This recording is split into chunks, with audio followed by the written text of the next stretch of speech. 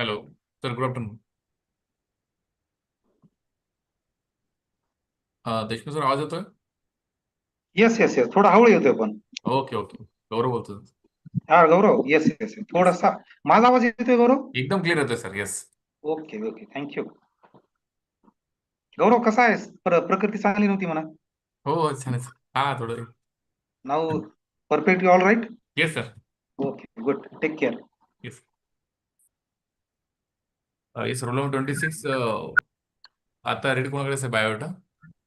तर मी करणार आहे 51. ठीक आहे, चालेल. 51 ना? हो. Yes, ठीक आहे, पाटील मॅम स्टार्ट करायचं. yes. Welcome, yes. sir. Thank you I ma'am, thank you. Good afternoon. Yes, 51 Good start. afternoon. Good good सुरू madam. Yes, roll Patil number 50. Please introduce our resource person, Dr. Anand Deshmukh, sir. Thank you, madam. Very good afternoon, everyone. It is my privilege to introduce our distinguished resource person, Dr. Anand Kakasaheb Deshmukh, Head and Professor, Department of Law, Dr. Babasaheb Ambedkar, Marathwada University, Chhatrapati Sambhajinagar. He is also serving as in charge law officer of the university, in charge principal of Model College Ghansongi, and coordinator of the Indian Constitution Law. Dr. Anand Deshmukh sir is a highly accomplished academic with over 22 years of teaching experience at the undergraduate and postgraduate level. A NET qualified scholar with a PhD in criminal law. His areas of specialization include criminal law and corporate law. He has served the university in several prestigious capacities, including director of NSS and director of Chhatrapati Shivaji Maharaj Study Center. He is also a NAC assessor, a member of various boards of studies, and has made significant contribution to legal education through research, publication, and academic leadership. Sir participated in various state level and international seminars, conferences, and workshops in various roles such as research paper, presenter, research person, and organizer, and also published books and articles in various journals, including state level and international journals. Sir, we are honored to have you with us today. I request you to kindly deliver your valuable session. Thank you. Thank you, sir.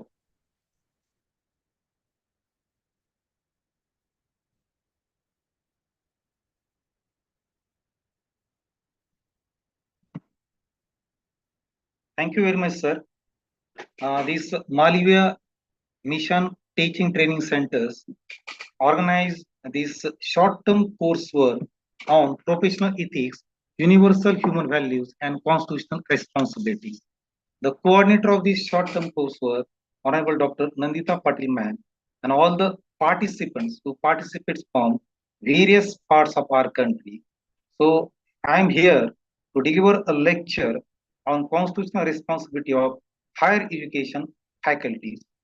Intentionally, I choose this topic as I am a professor of law.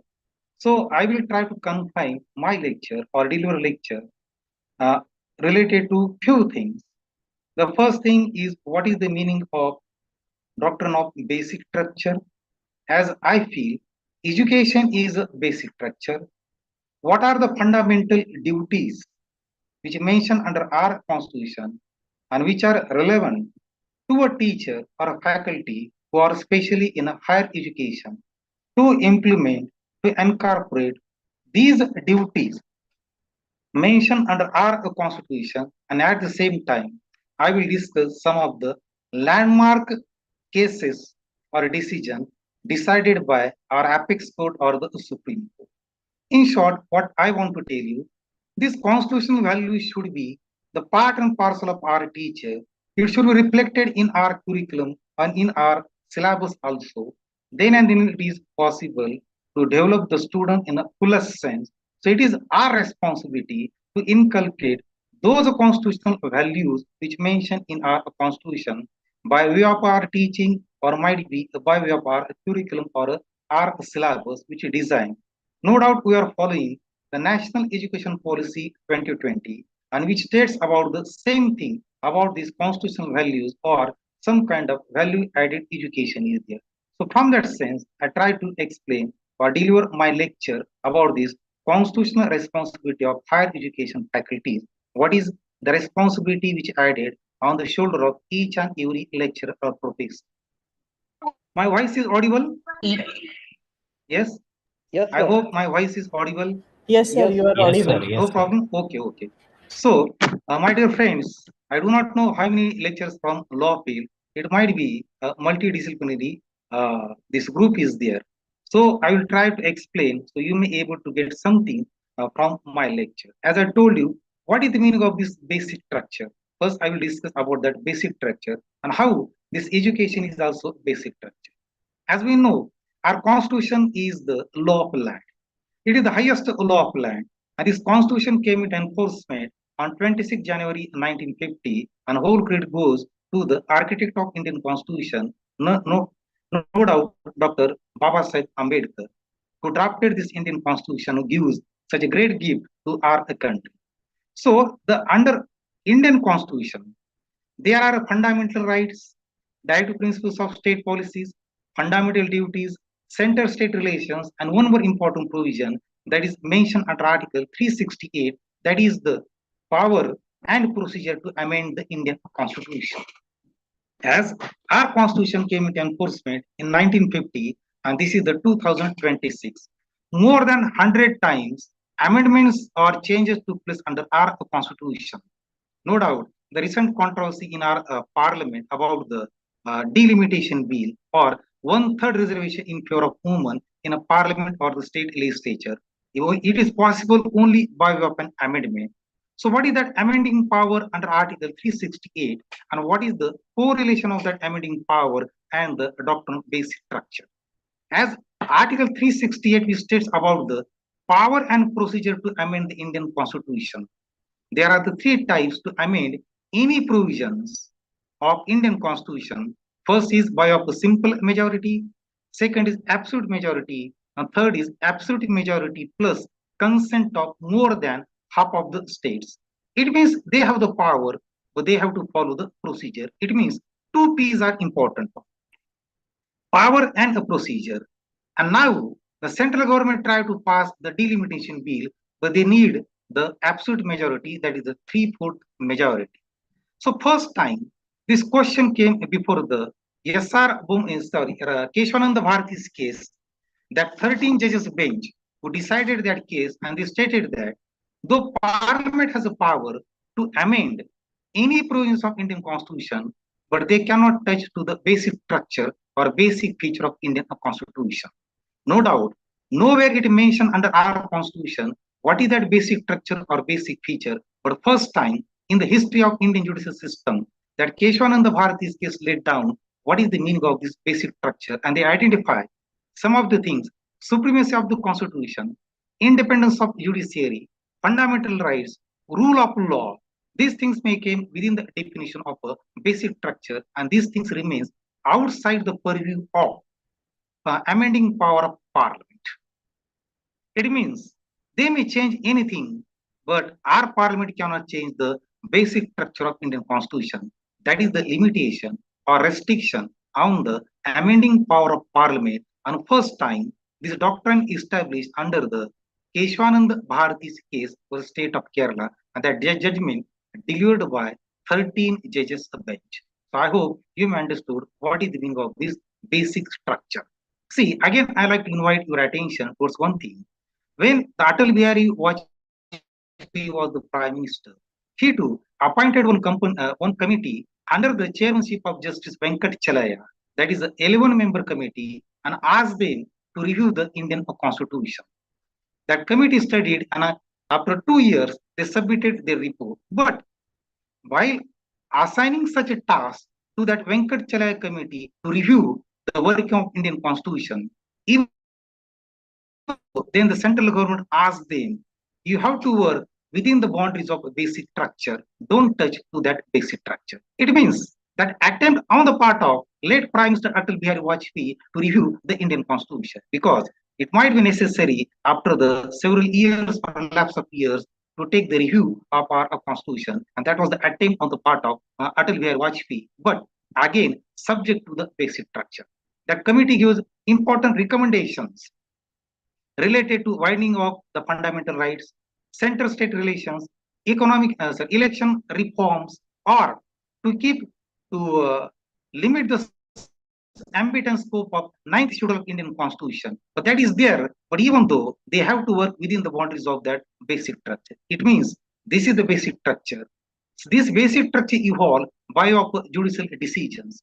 Even in Indira Gandhi versus Raj Narayani case, when the Allahabad High Court struck down the election of Indira Gandhi, they stated that the free and fair election is the basic structure of Indian Constitution, because election is the lifeline of a democracy, and in during the process of election, no one should use some kind of unfair means or some kind of manipulation. That election should be free and fair. Then and then will be upheld the election of any candidate. So no doubt, the free and fair election is also the part and parcel of basic structure of Indian Constitution. Same thing in S.R. Bommai versus in India. The Supreme Court stated that secularism is the basic structure of Indian Constitution. It means the state don't have its own state, but own religion. But at the same time, state cannot interfere into the religious matter of a person. It means Dharma Nirpekshata is the basic structure of our constitution. No one can claim this country belongs to a particular religion from that sense. That secularism is also basic structure of Indian constitution. So I hope you have understood the ambit and scope of the basic structure or basic feature of our constitution. My dear friends, as you are a lecturer, might be some of the teacher from social sciences who might know about our Indian constitution. Our constitution is the bulkiest constitution of the world, but which takes care of utmost care and caution of each and every section of the society. And from that sense, though the parliament has power to amend, but they cannot touch to the basic structure. This is the fact till today about our constitution. And now I like to invite your attention towards one more thing, that is the fundamental duties. As we are aware about our rights, no one talks about the duty. So what I feel, if every person is performing his duty, there might be no question of the violation of the rights. So these fundamental duties are added by way of 42nd Constitutional Amendment Act 1976. It means from the date of inception, these fundamental duties was not the part of our constitution. Subsequently, that was added under our constitution. While adding those fundamental duties on the recommendations of a Swarna Singh committee, who recommended the duty should be added under our constitution, and subsequently one separate chapter in the form of chapter 4A, fundamental duties, which laid down under article 51A of the Indian constitution. 11 duties are mentioned under our constitution. What the source of these duties is former United States of Soviet Republic. Now that is not there. That collapsed into several countries. But we taken these fundamental duties from the USSR. But one thing is there. When you talk about the fundamental duties, these duties are non-justiciable. It means these duties are not enforceable by filing a writ petition like the fundamental rights. But this may be implemented by way of laws passed by the government time to time, as like to give the respect to the national flag, or to protect the dignity of a woman, to protect the environment. It means by way of laws, the government tried to implement these fundamental duties, but these fundamental duties are non-justiciable. But when we talk about the Britain, Canada, and Australia, the rights and duties of citizens are governed largely by common law and judicial decisions. But our constitution is the only constitution of the world which directly mention about these fundamental duties. So what are these duties? This is important one. Just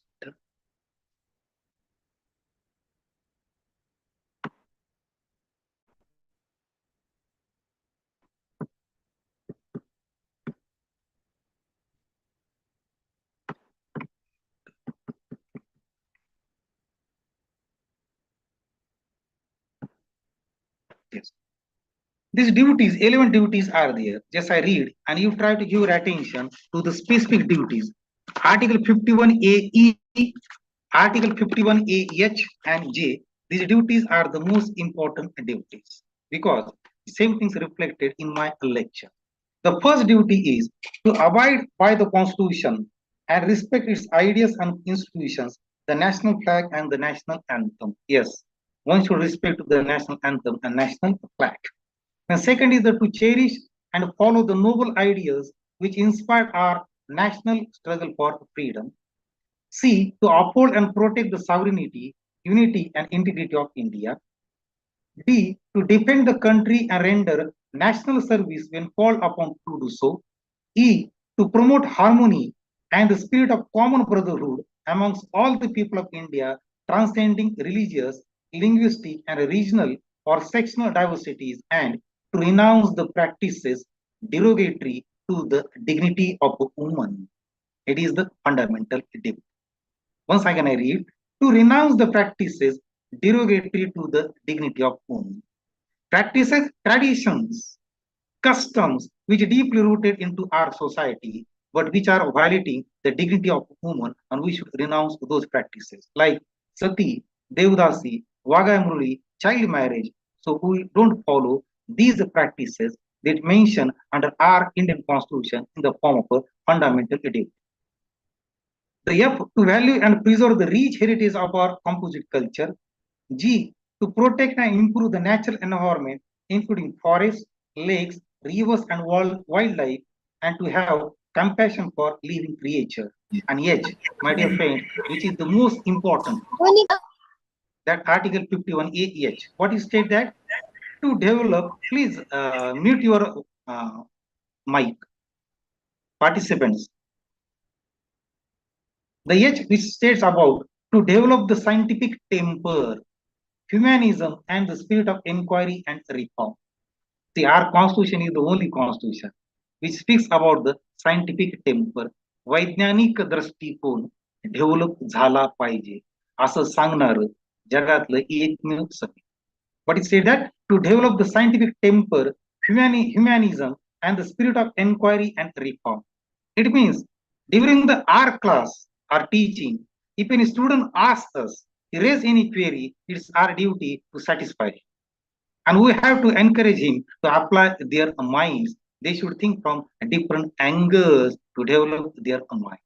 And at the same time, to develop the scientific temper, not to believe blindly on anything as a tradition or a custom. म्हणजे काय कार्यकारण भाव किंवा सत्सत विवेक बुद्धी जागृत ठेवणं हे प्रत्येकाचं कर्तव्य आहे. Then I, to safeguard public property and to adjure violence. J, which is also important one, to strive towards excellence in all spheres of individual and collective activity so that the nation constantly rises to higher levels of endeavor and achievement. And K, again, which is added by 86th Constitutional Amendment Act 2002, which added a duty on the part of parents to give the opportunity to their wards to take the education, especially in between 6 to 14 years. So these are the fundamental duties which mentioned under our Constitution. Again, I repeat my words. Please concentrate on E, H, and J, which are most important one, being a teacher, lecturer, or a professor. So again, I repeat my words, to develop the scientific temper, which is the most important duty, which is listed in the category of fundamental duties under Article 51A of the Indian Constitution. So in my lecture, I will try to cover all those things, but at the same time, the comparative jurisprudence. It means what is the position in USA, what is the position in South Africa, and what is the position in India. Like that, just take a glance exactly what they are going to do related to the education and what is the role of a teacher, specifically a university teacher or a teacher who are working in a higher education sector.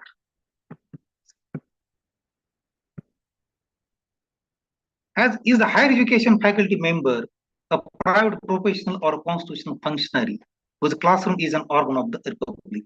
It means our role is not restricted only to teach or to complete our syllabus or to appoint a professional person. and ask him to complete the syllabus. The role of teacher is going to go beyond that. I cannot claim that I am the expert of criminal law and constitution. My colleague, Dr. Nindita Patil, who is the expert in business law, no. We have to go beyond that. From that sense, our responsibilities are going to be changed in a 21st century. It is not restricted to a classroom teaching. We have to go beyond that and serve as a constitutional functionary. Why the 21st century sharpens the question? For that policy mandate, judicial directions, contested public sphere, and massification and equity. See, what is this policy mandate? When we talk about this National Education Policy 2020 requires a curriculum and pedagogy in higher education to develop deep respect for fundamental duties and constitutional values and to build responsible commitment to the constitutional vision. It means we cannot ignore or forget the same thing listed under the National Education Policy. And I'm proud to say our university is the first university who took the decision and who made Indian constitutional law as a compulsory subject for all the disciplines. And I am the coordinator of that. And same thing expected in the new education policy. So when you talk about the judicial direction, as I told you, we have to discuss some excellent landmark decision where the judiciary take the cognizance of those things and direct it to the government to implement these. So in Rangnath Misra versus Union of India in 2003, the Supreme Court directed the center to implement the Verma Committee's operational recommendation to how to implement the fundamental duties. As I told you, these fundamental duties are non-justiciable. Then what is the use of these fundamental duties? To implement in a section of the society, so they may follow these duties and there may not be a question of the violation of rights. So in first time, in 1990, the Justice Verma Committee was set up in 1990 to find out ways to teach and implement the duties which mentioned into our Indian Constitution. This Justice Verma Committee used the three main recommendations, and by way of this Rangnath Misra case, the court directed to implement these recommendations made by Justice Verma Committee. What are those recommendations? First thing, in education, add these duties to school and college lessons by stated in 2003 in Rangnath Misra. That's in 1990 by recommendations of this Verma Committee. What is that?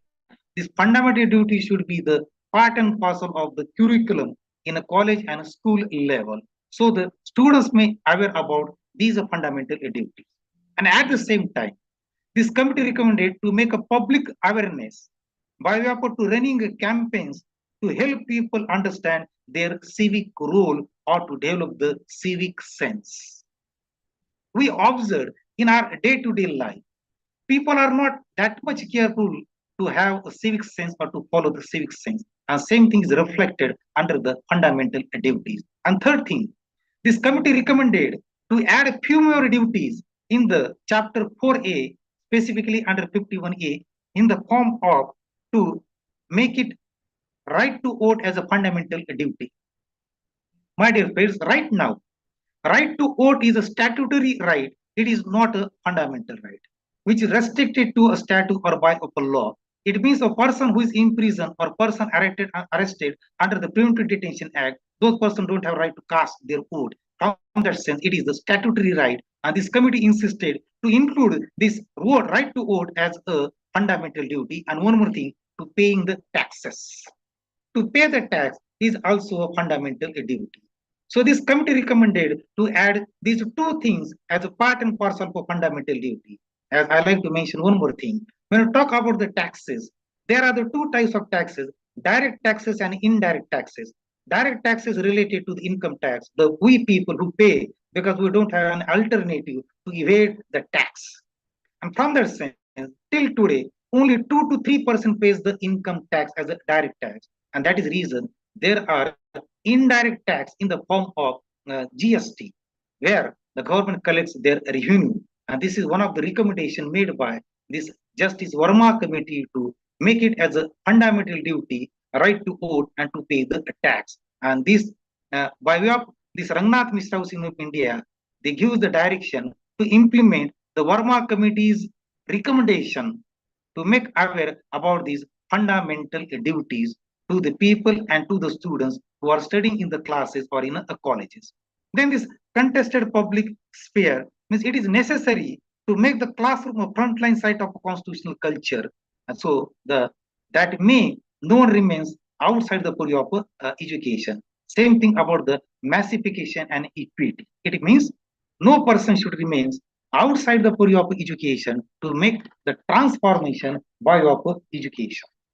That is the meaning of this massification and the equity is there. The preamble as a pedagogical test. See, preamble, this is also important. Preamble, which is the part and parcel of Indian Constitution, as we discuss about the basic structure. And I told you that basic structure not mentioned under Indian Constitution expressly, but we can gather what is that basic structure from the preamble of Indian Constitution. Again, in Keshwananda Bharati's case, the Supreme Court stated that this preamble or Uddeshika is the part and parcel of Indian Constitution, and we cannot segregate this preamble from the rest of the Constitution. At the outside, Chief Justice Sikri, who stated that preamble is the key to open the minds of framers of Indian Constitution. It means whoever is interested to study the Constitution, that person has to start from the preamble or try to understand what is the preamble, so that will helpful to him what things are reflected in the rest of the Constitution. So I like to say the preamble is the soul of Indian Constitution. And that's the reason we take the pledge of this preamble on 26th November of each and every year, that we celebrate that day as a constitutional day by taking the pledge of this preamble. So what is this preamble? We, the people of India, having solemnly resolved to constitute India into sovereign, socialist, secular, democratic republic, and to secure to all citizens justice, social, economic, and political liberty, liberty of thought, expression, belief, faith, and worship, equality of status and opportunity, and to promote among them all. There should not be any kind of discrimination, and fraternity, assuring the dignity of the individual and the unity and integrity of the nation. But again, one more thing I like to mention. Few of the words which are added by a constitutional amendment. Right? I like to say that. Which Parliament has every right to amend, to alter, to change any provisions of Indian Constitution. But what is the restriction or limitation? Not to alter the basic structure or basic feature of Indian Constitution. So in preamble, by of 42nd Constitutional Amendment Act 1976, they added few words in the form of socialist and secular. And one more thing, that is the integrity of the nation to mention, because India is the only country where different castes, subcastes, different religion, sex, sect, subsect. So to maintain this fraternity and integrity, that is the essential part of the fraternity or unity of our country. But again, one question may raise in your mind about the secular. As I told you, in S.R. Bomani case, long back, the Supreme Court stated that secularism is the basic structure of Indian Constitution. The simple meaning of secularism is the dharma nirpeksha. It means state don't have its own religion, but at the same time, state don't have right to interfere into the religious matter of a person. But again, I like to mention one more thing. When we talk about any right, including the fundamental right, these rights are not exempted from any kind of limitation, restriction. It means no right is an absolute one. Same thing about the right to religion, or what you say that secularism, public order and decency and morality, within which person had to exercise his right to religion. But I like to invite your attention to the different angle. When I told you the word secular inserted by way of 42nd Constitutional Amendment Act, does it mean from that day onwards our constitution becomes the secular? Prior to that, our constitution was not secular.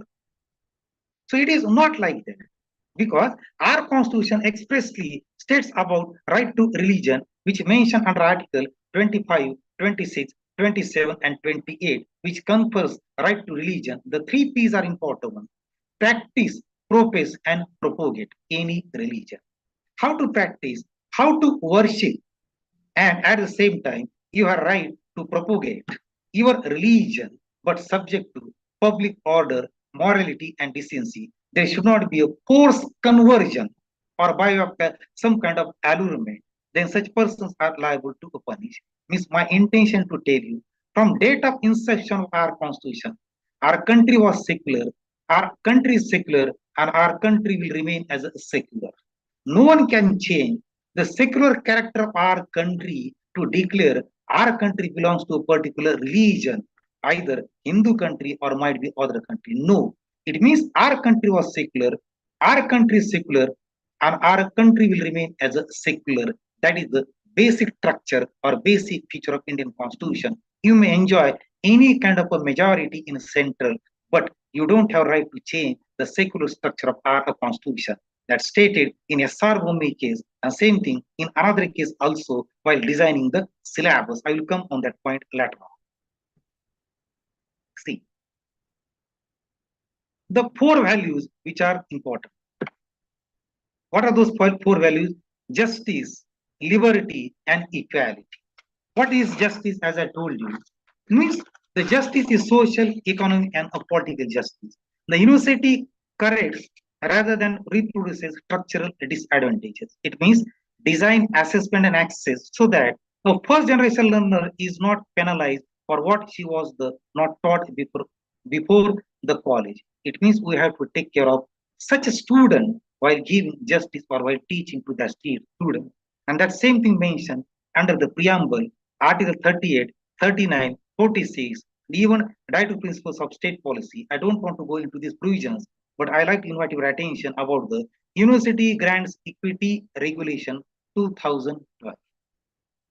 And now in 2026, the government tried to change, but Supreme Court stayed these regulations. And right now, this University Grants Equity Regulation 2012 prevails, and what it states, and we are bound to follow these regulations.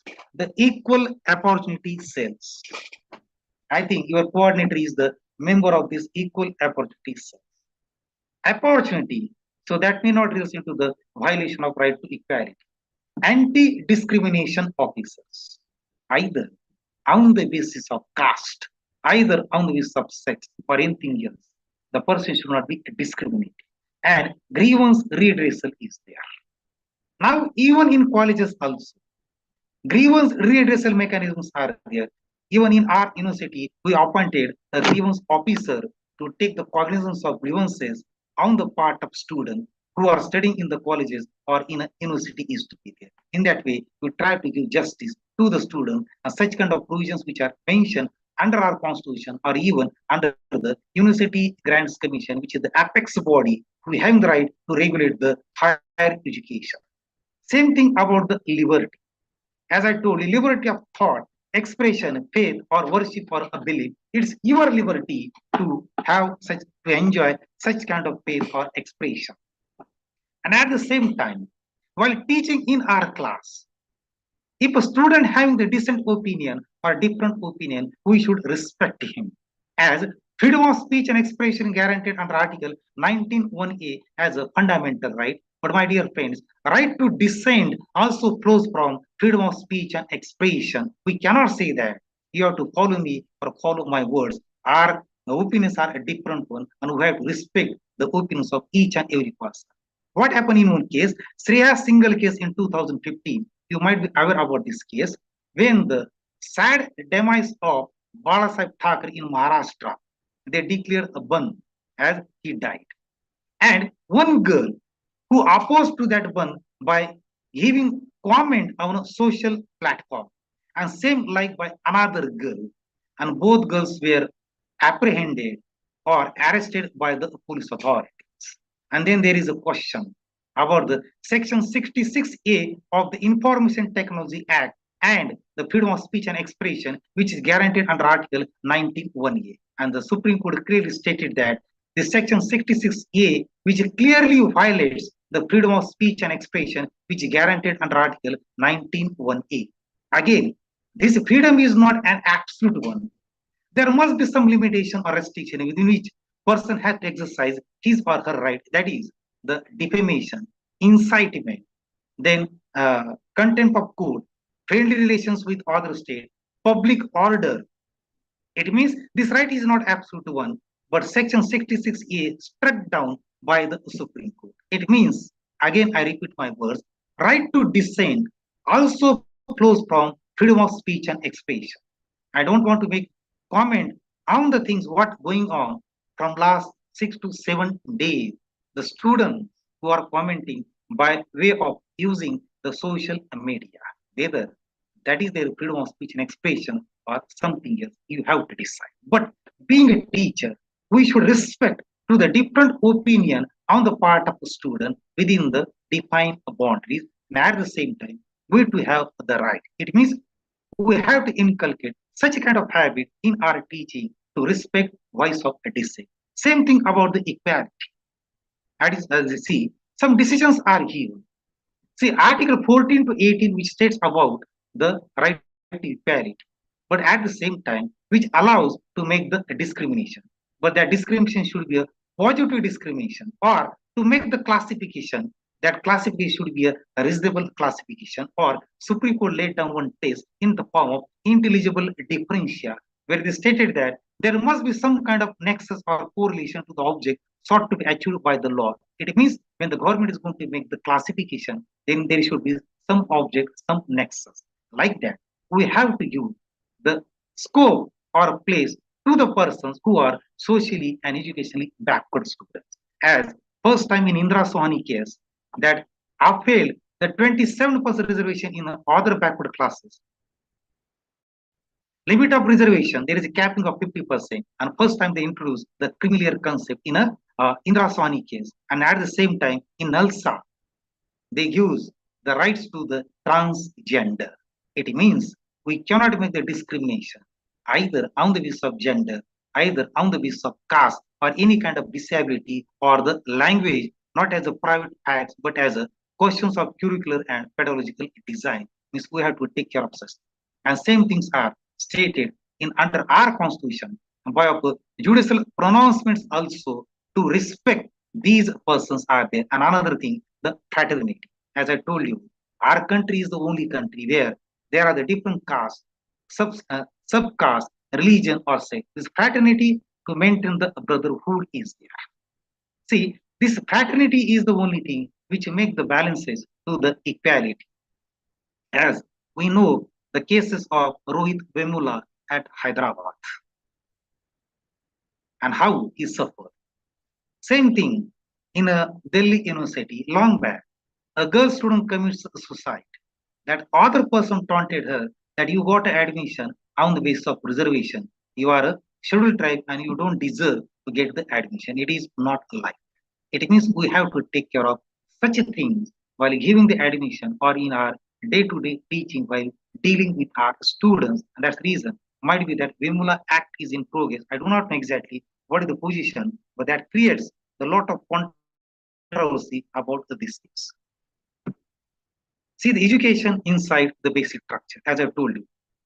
I hope you understood the concept of basic structure or basic feature.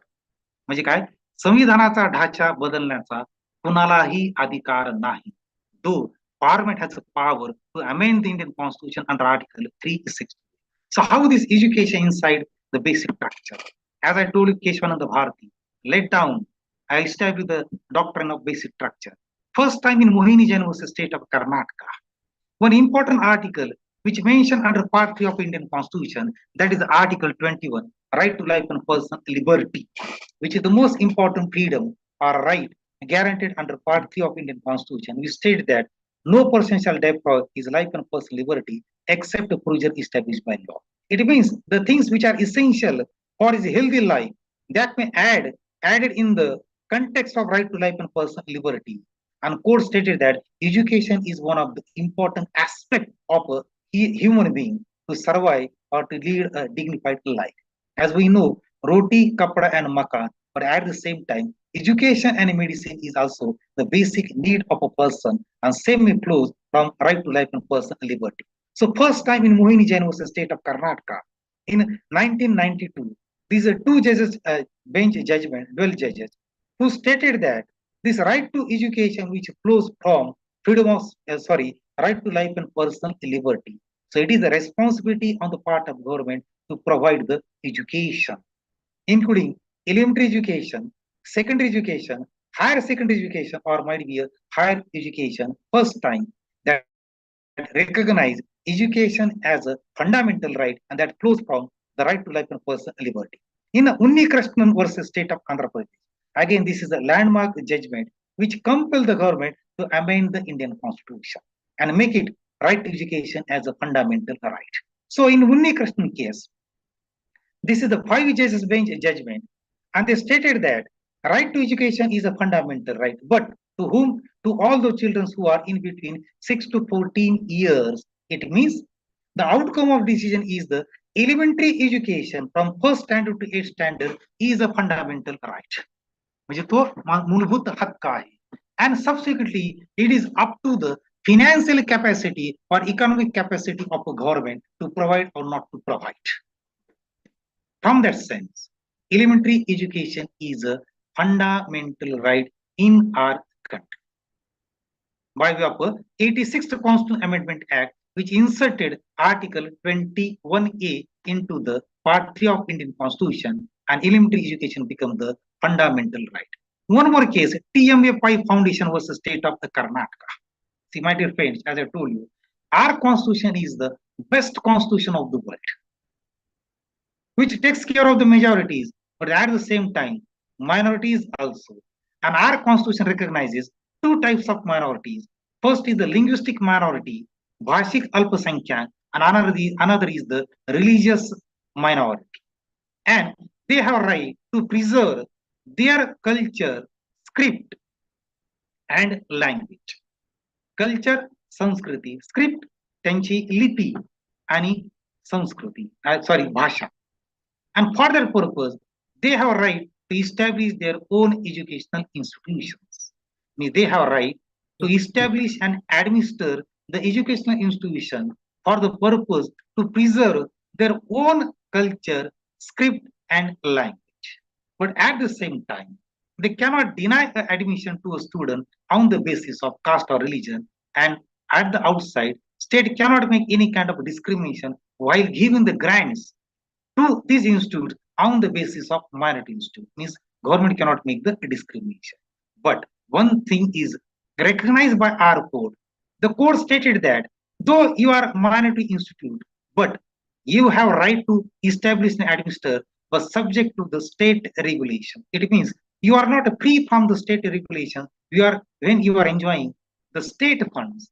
From that sense, government has every right to frame the regulation, design the qualification or other norms, and these institutes are bound to follow these regulations. Mere on the basis of minority education, they are not exempted from these regulations framed by the state. It means subject to state regulation, ensuring standards, transparency, and non-exploitation.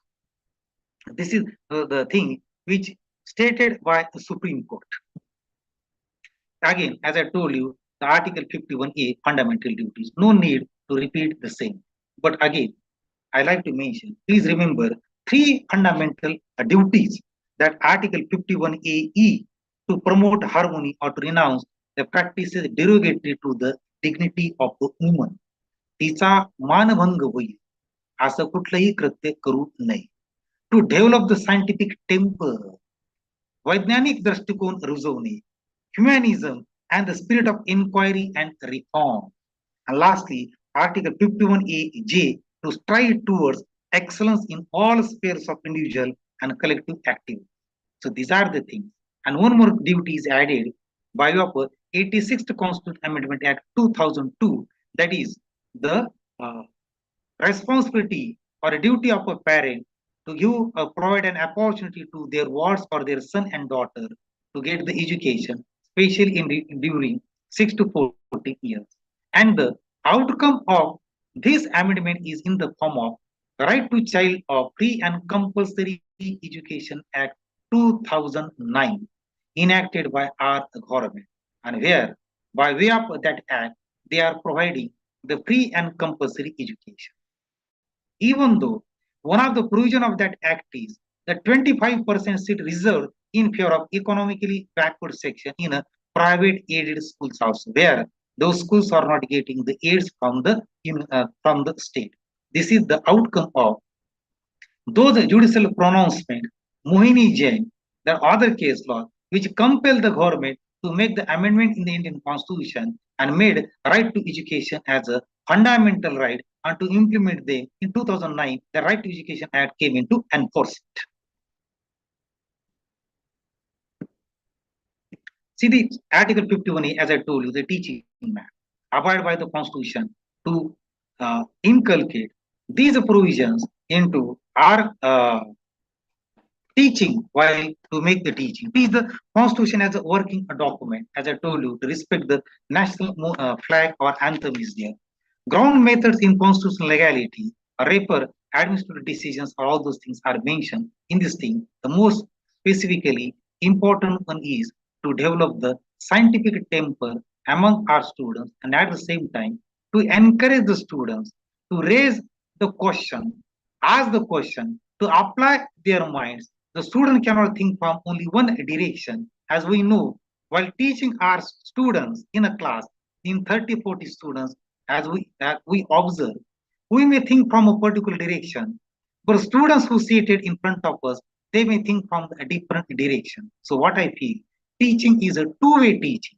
The teacher also learns from the student, but it is his duty to encourage the student to ask the question, to raise the question while discussing any concept or any notion or any particular chapter in a class. We have to follow this thing in our teaching.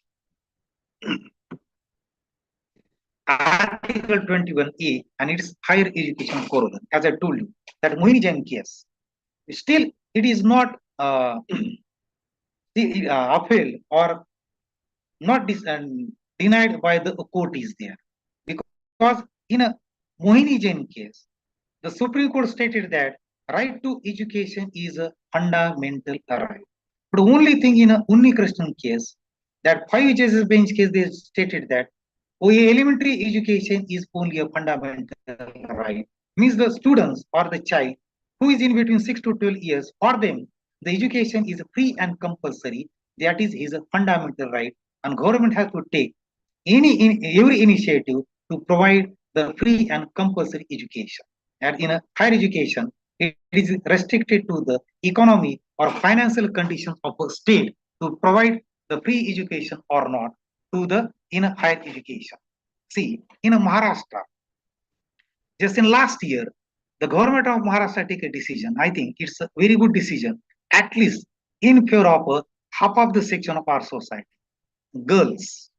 Means government is going to give a free education to girls even in a higher education, subject to the income of their parents. That income should not be more than 8 lakh rupees. At what I feel, this is a welcome step on the part of government. At least they are providing the free education to girl students in a higher education, including medical, pharmacy, engineering, though the subject to the income of a parent that should be below 8 lakh. And again, I like to invite your attention to one more thing. During the pre-independence era, there was one king at Kolhapur, Karvir Nagri, Chhatrapati Shahu Maharaj. That king known as the first democratic king. And what he did, he made that education as a compulsory and free education. And one more thing, he added a penalty on the part of parents who failed to send their wards or child to the school. Means this is happen in our country, but in independent India, it takes more than 50 years to make education as a free and compulsory by way of 86th Constitutional Amendment Act 2002. From that day onwards, this elementary education becomes the free and a compulsory. And to implement this thing, in 2009, government enacted Right to Education of Child Free and Compulsory Education Act. So this is the brief history about right to education.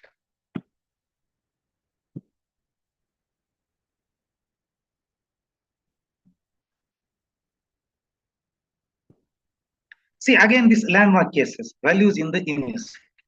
As I told you, we have to discuss some landmark cases where the Supreme Court gives a direction related to the education. As I told you, Keshwananda Bharati case.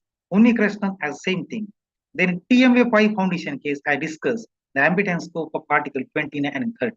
The rights of minorities, which are guaranteed under Article 9, 29 and 30. Again, I repeat my words. There are two types of minorities. First is the linguistic minority and the religious minority, and they have a right to establish and educational institutions. But though they enjoy the autonomy, were subject to the state regulation and same decision given in a TMA 5 foundation case is there. And one more case, Aruna Roy versus Union of India. This is one of the important cases. In this Aruna Roy versus Union of India case, the Supreme Court upheld the National Curriculum Framework 2000 prior to National Education Policy 2020. But reaffirmed that education must be consistent with secularism, a basic structure. It means the Supreme Court stated that while framing the curriculum or a syllabus, we cannot give a weightage to particular religion, so that may violate right to religion or that is against the basic structure of secularism. Long back in 2002, Supreme Court stated by Aruna Roy versus Union of India. It means the Supreme Court reaffirms that secularism is the basic structure of Indian Constitution. When you are going to add such a portion, such a syllabus, you must be taken care about this thing that doesn't violate the secular principle of our Constitution that mentioned in 2002.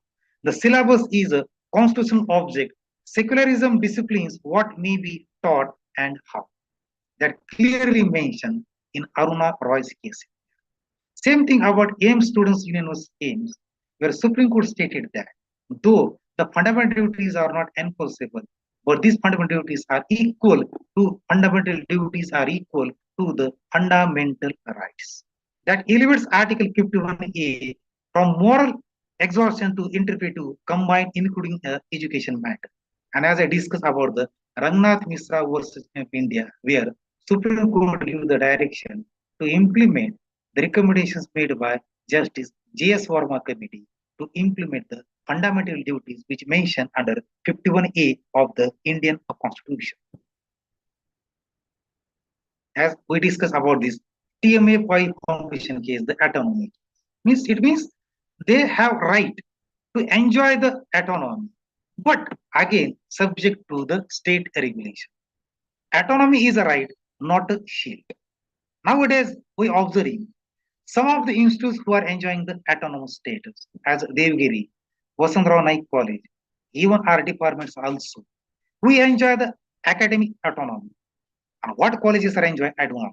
But now government is going to insist to the colleges to take a autonomy. And same thing that minority institutes claim we are autonomous and we are free from the government control.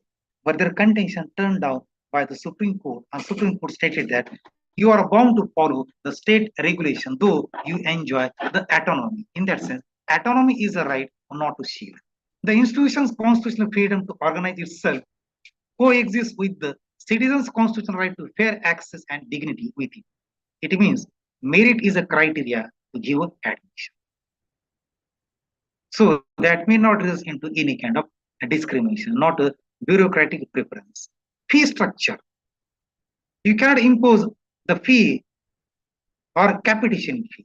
And that's the reason there are the fee regulatory authorities are established by our government, which fix the fees to each and every institute, including the professional or other institutes are to be there. And nowadays, now this time is begin to give the admission process of medical. Government took an excellent decision. They turned down the institutional quota and they stated that it's we who decide to give the admission to prevent the unfair practices while giving the admission to these professional colleges. And same thing stated in a TMA 5 foundation case that fee structure that shut out the poor incomplete, that is violation of Article 14-15, that is right to equality. It means the fee should be reasonable and that fee should be approved by the government, and government has every right to decide the fee structure to avoid such things. Then discipline, see this is stated by TMA 5 foundation case, to put some restriction on capitation fees to be there, specifically in professional colleges. Discipline and expulsion are reviewable.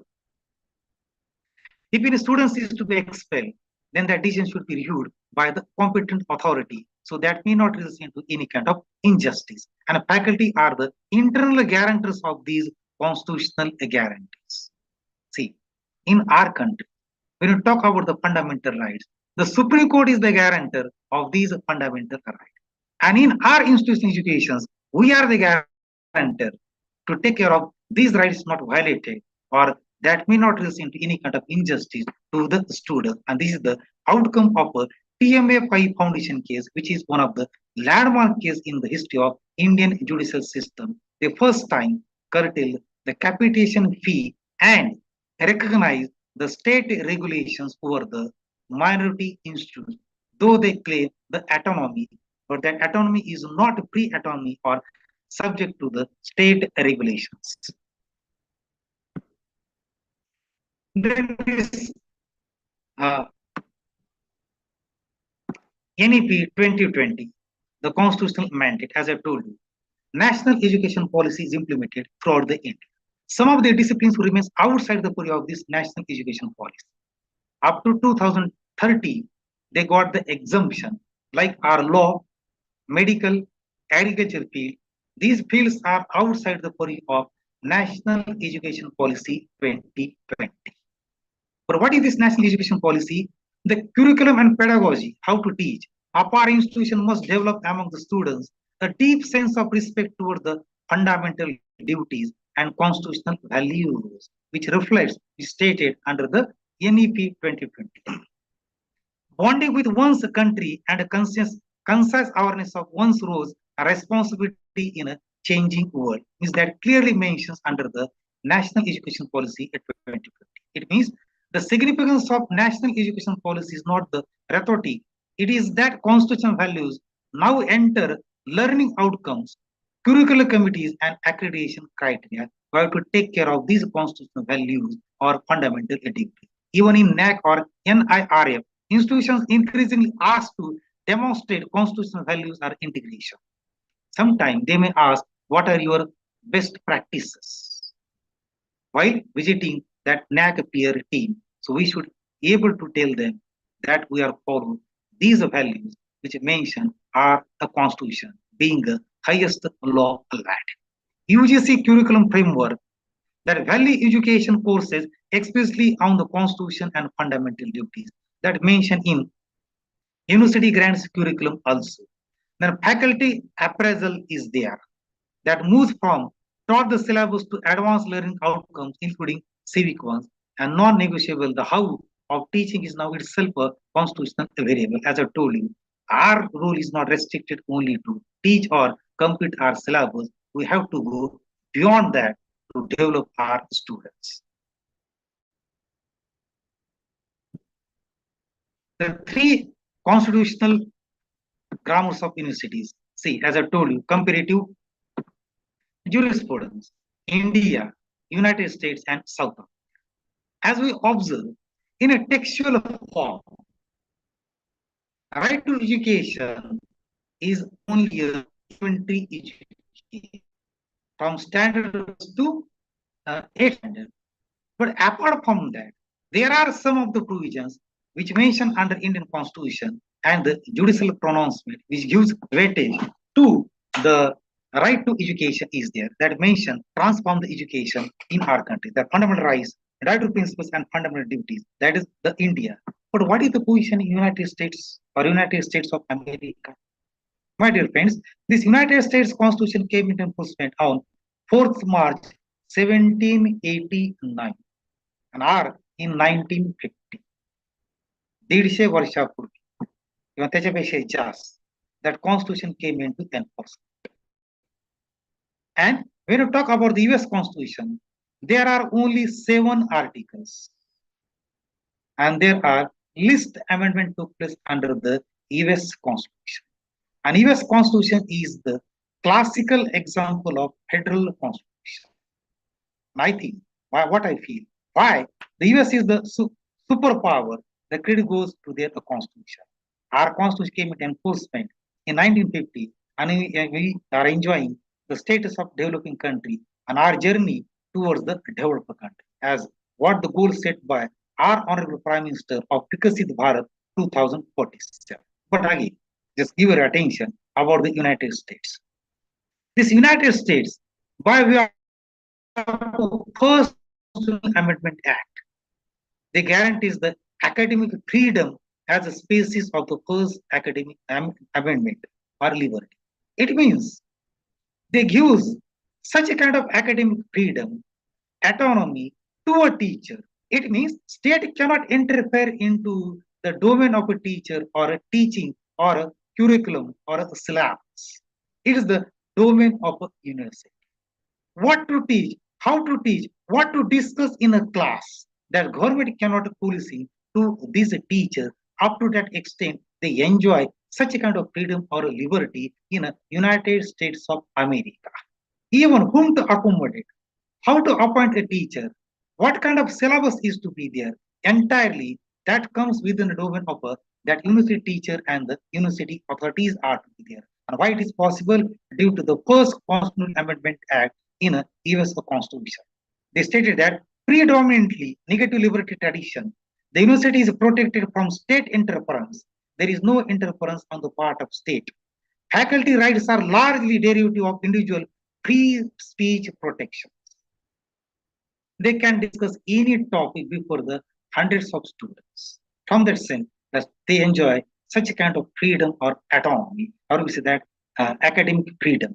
Their First Amendment, speech, press, and assembly, their credit goes to the two case laws, Sweezy versus Board of Regents and Gretel versus Bollinger, that Keishan versus Board of Regents. And subsequently, the First Amendment took place under the US Constitution, which guarantees such kind of rights or autonomy to a teacher or to a university. But in South Africa, as we know, their fight to get the rights and that apathy, the discrimination on the basis of race, that Nelson Mandela. So by way of a constitution, they try to transform the education. And even in South Africa, they have the Higher Education Act is also there to transform the education, or no one should remain outside the purview of education. It means that is the textual anchors or that expressly mentioned by way of the act that right to education conferred on the part of each and every student or citizen of their country. As I told, United States academic freedom via the First Amendment. Congress shall make no law.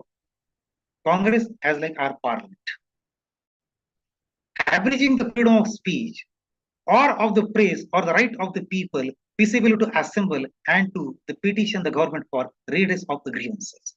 With up to that extent, they enjoy the freedom and government cannot interfere into their right.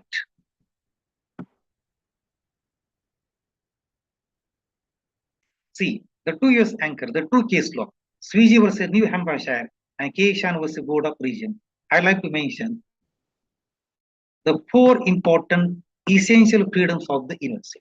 The four essential freedoms of the university guaranteed by the First Constitutional Amendment Act in the United States of America. What is first thing? Who may teach?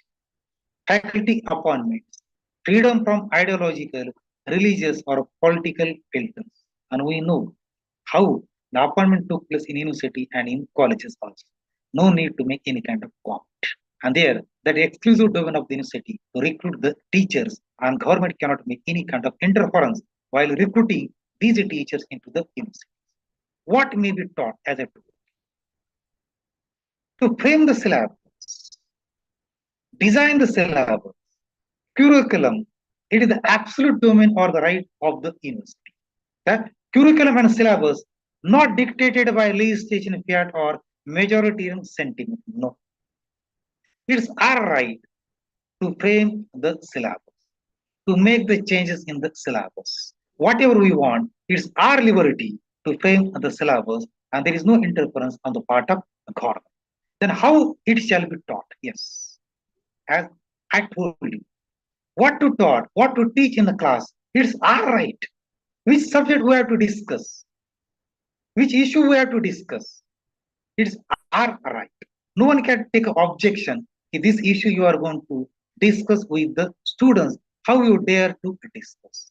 Or sometimes it may be out of syllabus. No, such kind of questions not raised, or no one can ask in a United States of America. That is the third essential of freedom, how it shall be taught. That what should be the pedagogy, how to taught, method, assessment, classroom conduct as an academic judgment. It means teacher is an architect of his class. It's up to him how to teach, what to teach, the way to teach to the students, and no one has right to take the objection. Can we believe such kind of situation may prevail in our country? No, it's not possible right now. I do not know what will happen in future, but this is the present situation in the United States of America.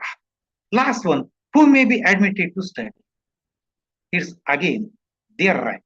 Admission, the university's selection of its student body as an academic act. That's the reason when Trump is trying to curtail the funds of Harvard University, they don't bother about those funds. What I read just few days back, China gives some kind of funds to the universities of US. They have that kind of capacity to generate the funds for their faculties or for that university. And that is the reason in India, every year, 5 lakh students goes abroad to pursue the higher education.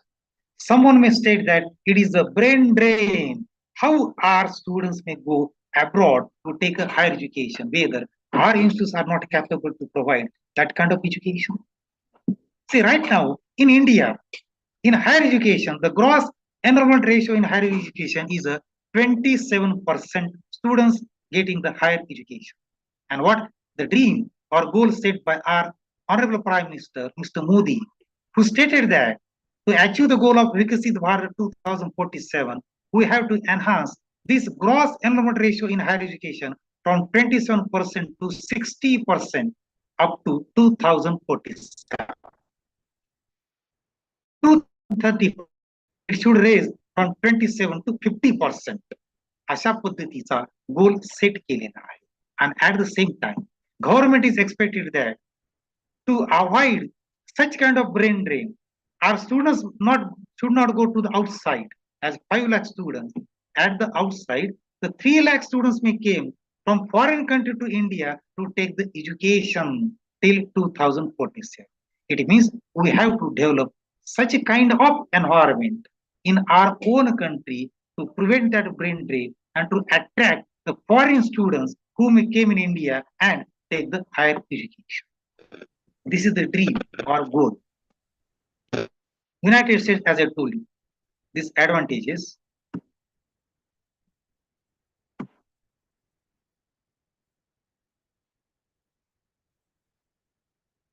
South Africa, as I told you, the black and whites that fought was there. By way of their constitution, they transformed the education to each and every section of the society. At the same time, they passed the Higher Education Act. Everyone has the right to basic education, including adult basic education and to further education, which the state through reasonable measures must make progressively available and accessible. Higher Education Act 1997, fees must cover, and that things made such kind of arrangement in South Africa. So when we try to compare the constitutional matrix, what the three grammars actually did. In India, how our country is different than the USA and the South Africa. It is the fundamental duty, but same thing is missing in the United States.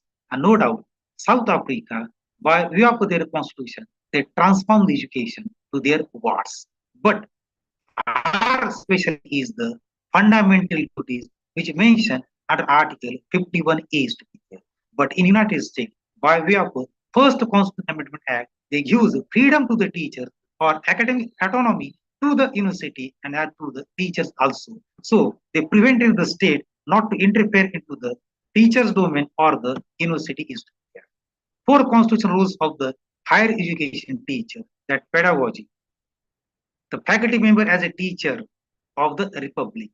The classroom is the everyday site of the civic formation. It means using syllabus, discussion, and assessment to form citizens capable of a constitutional life.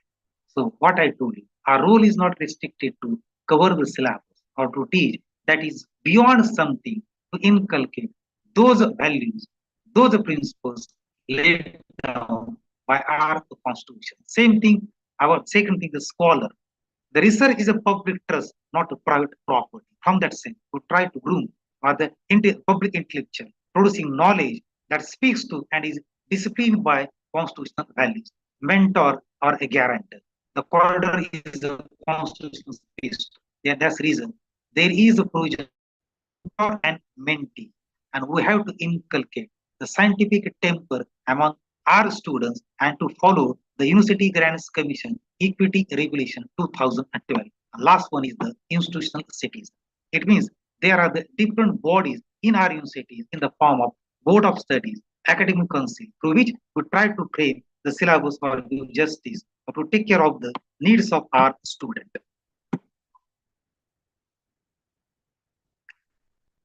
See, what are these constitutional tensions from differences I had to discuss?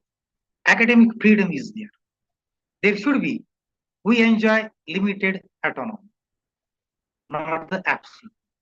Non-discrimination and dignity. As I told you, we have to respect to the voice of dissent. The speech that assault dignity is a constitutional harm, not merely a preference. Then institutional autonomy, as I told you, TMA 5, they enjoy, but subject to the state regulation. Equality of opportunity by reservations to uplift the people of lower strata, specifically the persons who are socially and educationally backward. And now, one more backwardness is there, economically backward class also there. By way of that, we try to give the equal opportunity. The meaning of equality is opportunity and status is there. The secularism and scientific temper, which mentioned in our preamble, and at the same time, as this is one of the fundamental duty, which mentioned under the Article 51A of the Indian Constitution. Composite culture and minority rights. Article 51A, which states that to strive towards excellence in all spheres of individual and collective activity, so that the nation constantly rises to higher levels of and achievement is there. So we have to take care of these plural traditions, minority institutions, and cultural inheritance is there. Excellence, and lastly, equity and access. That should we take care of all these things. 6 challenges I think we are facing in our day-to-day teaching. What is the first thing? Information disorder. As we know, nowadays, there are ample ways to collect the information. So everything is on the tip of finger of a student to collect the information. But they do not know there is a difference between information and the knowledge. And to get the knowledge, there is a need of a teacher. What is the meaning of this knowledge? To realize the things. एखाद्या गोष्टीची अनुभूती होणे means knowledge. And for that purpose, there is a need of a teacher. But what you observe, this information disorder is there. And that is the reason students are not ready to turn up in the classes and sit the class or to attend the classes. It means there is a dearth of students in a class. Why? There is a information किंवा माहितीचं जाळं आहे. So that, but sometimes that information may be in the form of misinformation. No one can authenticate whether that information is the correct information or not. That is one of the challenges. Then deep fakes and algorithmically amplified, we will say that the algorithmic prejudiceness, rumor, reshape what students believe they know before entering the class. Yes, we have to judge these things while entering into the class, how to teach, how to behave with the students. That is the reason we have to develop the scientific temper as a curricular through line, not a slogan.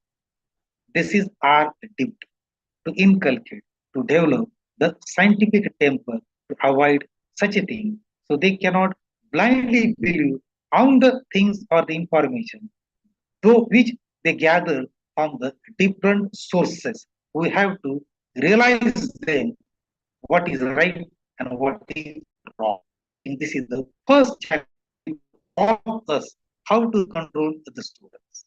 See, nowadays, in some of the institutes, like our National Law University, the students sit along with their laptops or other gadgets to verify what teacher is going to teach, or just to scroll down what things are going on. Like that, they develop such a kind of habit and they don't get the incitement into the particular topic or how to read, how to interpret, or to know the exact.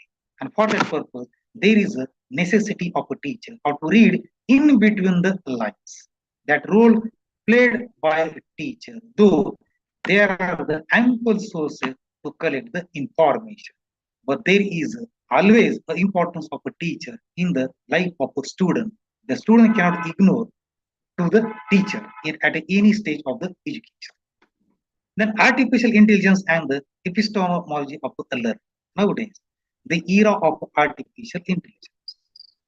When we give any kind of assignment, any kind of project, even the what we observe in our higher education or the research, copy paste, even in our PhD also there. Now, how to prevent such? Sometimes we are not able to distinguish whether this is prepared by a student or he take the help of any artificial intelligence or some other things are there to complete this project that create such kind of doubt in our mind.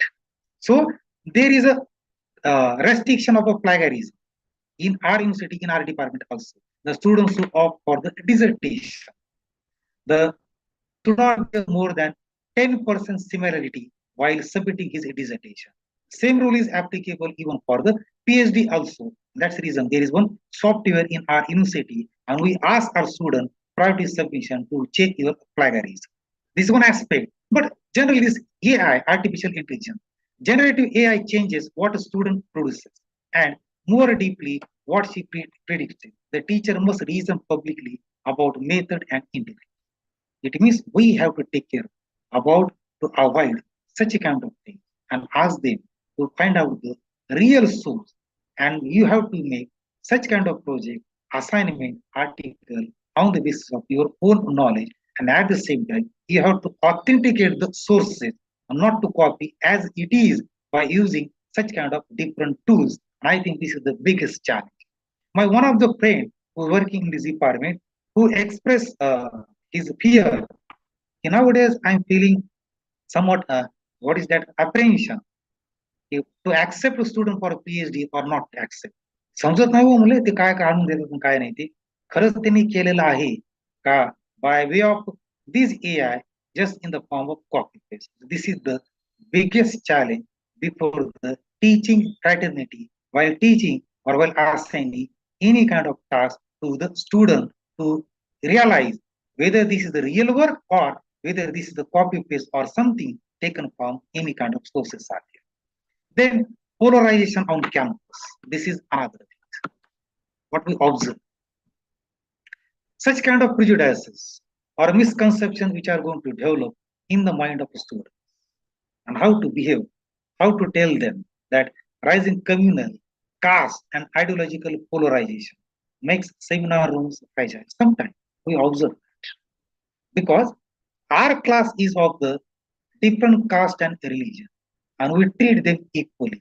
So while discussion in a seminar, sometimes the students may go out of control on the basis of their own prejudices, own ideology or something else. And that's the reason we have to take utmost care and caution. Same thing which mentioned in our fundamental duty to maintain the harmony and common brotherhood as the preamble that fraternity is to be there. And this is another challenge for us to control our students not to develop such kind of prejudices or not to divide on the basis of caste or on the basis of religion. The massification or a first generation learning. Massification that education should reach to the each and every student.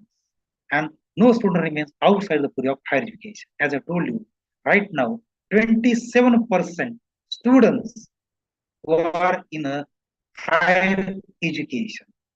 Though 30% population of our 40% population of the country belongs to below 30 years age group. And that's the reason we have to give such kind of education to all sections of the society. No one remains outside the period of higher education. As we know, education is the only way or means which gives an opportunity to develop a person. India's general enrollment ratio in higher education is rising. The first generation share is rising faster. Pedagogy scale for the elite college does not scale. It means that curriculum that differ from state to state. So what I feel, there should be a uniform syllabus for all the students, where the students are studying in a public university, deemed university, or a private university. So they may have an equal opportunity in a future. That is the need of our country to disseminate or to provide the education to all sections of the society. That particular section of the society not remains outside the purview only on the basis of poverty, lack of money, or lack of resources. Then climate and ecological breakdown. This is the fifth challenge. That environmental collapse, that El Nino, as we name, is the frame within which every discipline now teaches, frame law to literature to engineering. As I told you, Article 51EG, which states about the protect and improve the natural environment. And there are ample cases where court stated that the polluted free air and water is a fundamental right that flows from freedom of right to life and personal liberty. And at the same time, number of act passed by the government to protect the environment. And another last thing, the precarity of the profession. What it means, this is the biggest challenge nowadays we are facing in our higher education. See, right now, government of Maharashtra declared the recruitment of teachers in a colleges and the university, more than 5,000 people. But what is the meaning of this precarity? There is a fear, state of being unsure, unsafe, or unstable. The teachers who are working from years together on the hope one day they may get a chance to get a permanent job. Now they are working on a clock or a basis, consolidated basis are to be there. So this is not a good thing when you talk about higher education. To protect the future, at the same time, we have to take care of the teachers who are in a higher education section. Right now, the teachers who are working on a contractualization, then consolidated basis, clock or basis, and at the same time, the budget on the part of government is going to be shrinking to the reserve. When you try to compare to the developed countries, our percentage is 0.2 in research activity. And you are expecting the teacher should involve in research also. At the same time, the teaching is there. So our work is divided into three categories. 45% teaching, 35% research, and remaining 25% in our academic work is there or services. Well, it is necessary. Government has to enhance the budget on the part of research also there, and they should not shrink. So long back, Kotari Commission in 1966, this advised the government to spend 6% of total GDP on the education. Right now, it is hardly 2 to 5.5%. So this is also one of the challenge before us. Now, I like to quote one thing which stated by Dr. B.R. Ambedkar about the Constitution. And this is the last speech on the floor of Constitution Assembly, who stated that however good a constitution may be, it is sure to turn out bad because those who are called to work it happen to be a bad law. However bad a constitution may be, it may turn out to be good if those who are called to work it happen to be a good law. म्हणजे भारतीय संविधानाचं यश किंवा अपयश हे कोणाच्या हातामध्ये आहे? The person who are seated there to implement the constitution. That depends the success or a failure. And what I feel, the development of a student is in the hand of a teacher. So it's our responsibility to take care of students, to protect their future, their career. We have to inculcate those values which mentioned in our constitution, either in the form of fundamental rights, right to principles of state policy, or in the form of fundamental duties. We have to take care about these things in our day-to-day life while teaching to the student or while framing the syllabus is to be there.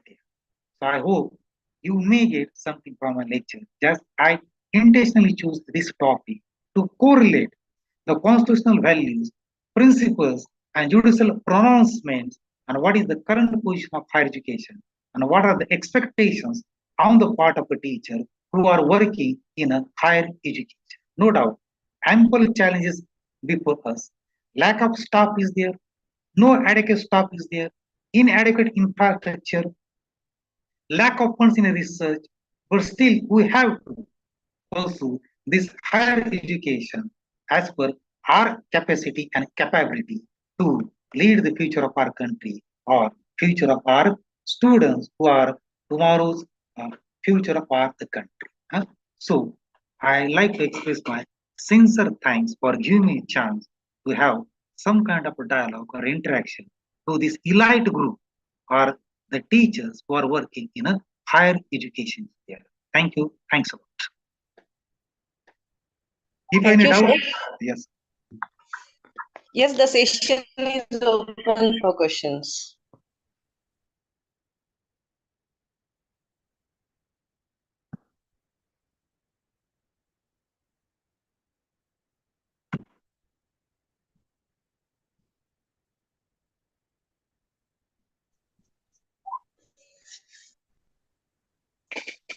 Yes, any participant for question?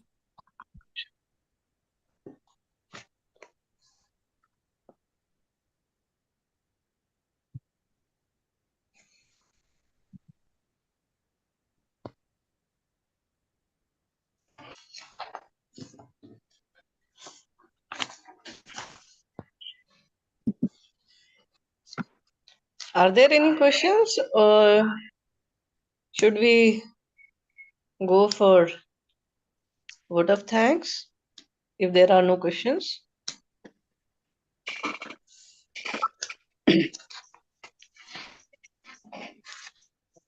Okay, ma'am.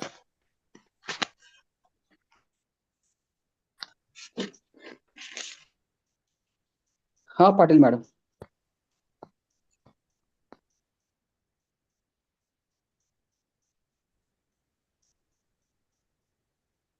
One, to express vote of thanks to our resource person, Dr. Anand Deshmukh, sir. Yes, madam. Thank you. Hello. Yes, please go ahead. Okay. Thank you. On behalf of the organizing committee, I extend our heartfelt gratitude to our esteemed resource person, Dr. Anand Deshmukh sir, for his enlightening and thought-provoking session. Sir explained the fundamental duties of Article 51A and Article 71A in detail his lecture. Speaking further, he emphasized that no one has the right to change the structure of the Constitution. Sir emphasized that the National Education Policy 2020 is a policy that will bring about major changes in Indian education system. It includes major aspects such as replacing the old structure with a new structure, giving priority to education in the mother tongue and including vocational education.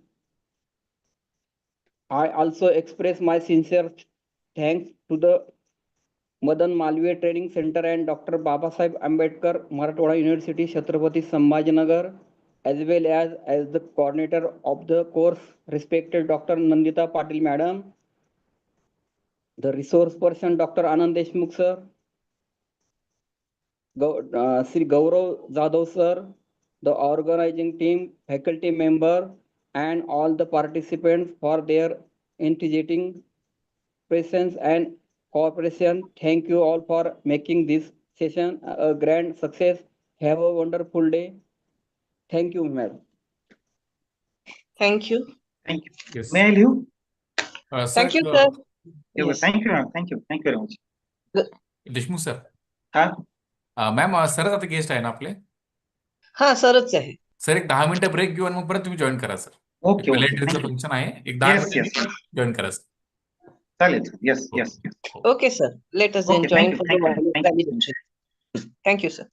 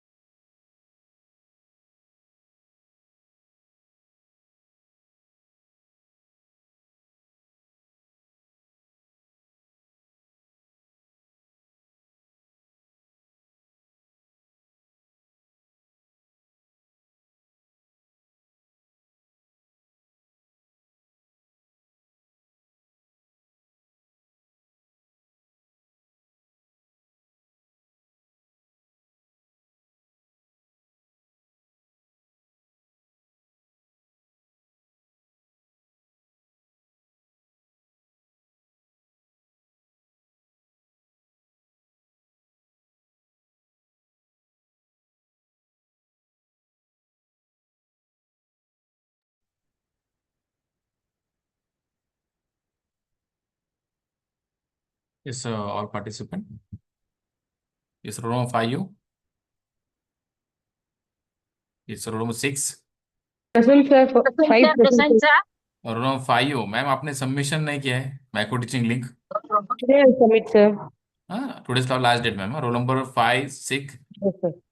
5, roll Submitted, number sir. 6, 7. Submitted, sir. Submitted, sir. Yes, roll number 26 पे लिखते check करा sir. Yes, roll sir number मी 5 list not sir received, 6 number not received, 7 4 not received, roll number 8 not received. Yes, roll number 12, 13. Sir आता report submit झाला ना summary report. Summary report नाही madam, हे पाहिजे ना मॅक्रो टीचिंग लिंक. हो मी पाठवते sir थोड्या वेळानंतर कारण कारण की आहे ना. डेट ऑलरेडी डेट 31 होती सबमिशन लास्ट डेट. आज हो आज फर्स्ट डे. पाठवते सर. आज लास्ट आज डेट आहे सबमिशनचं. सेंड करा. फक्त जे सबमिशन जे नाही त्याचे रोल नंबर सांगतोय मी. Roll number 5, 6, 7, 8, 12, 13, 41, 42 and 52 not submitted for the summary report and micro teaching link. Today is for the last Sir, date. sir, we submitted the summary report. And micro teaching link. Present also submitted summary report, sir. Micro teaching report only दाखल pending, sir. Sir 52 दाखल आहे ना sir. Summary नाही sir, macro teaching सम- link पाहिजे. मी हा तुमचे नाही पोहोचले, समरी पण नाही पोहोचले आणि मॅक्रो टीचिंग लिंक पण नाही पोहोचले. तुम्ही तिथं चेक करा आणि परत जे रोल नंबर 26 आहे त्यांच्याकडे ते सेंड करून टाका. सर फीडबॅक आहे आणि ते हे बी दिलं मी रिपोर्ट मायक्रो दिला. टीचिंग लिंक बाकी नाही सर. नाही, समरी नाही झाली तुमची. समरी नाही आली. नाही नाही, बर. सर, समरी बघतो. रिपोर्ट आणि तोपर्यंत रिव्ह्यू लेटर भेटणार नाही जोपर्यंत सबमिशन होत नाही तोपर्यंत. मी तर तुम्हाला पाठवलं की सर रिपोर्ट. तर मॅक्रो टीचिंग लिंक म्हणतोय मी तुम्हाला. मायक्रो टीचिंग का बस चालतं.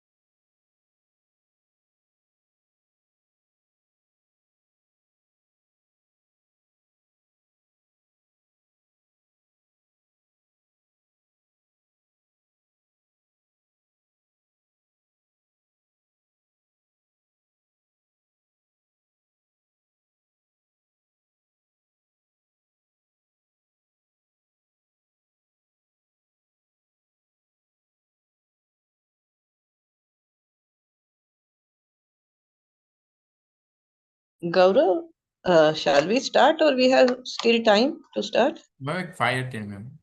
Acha.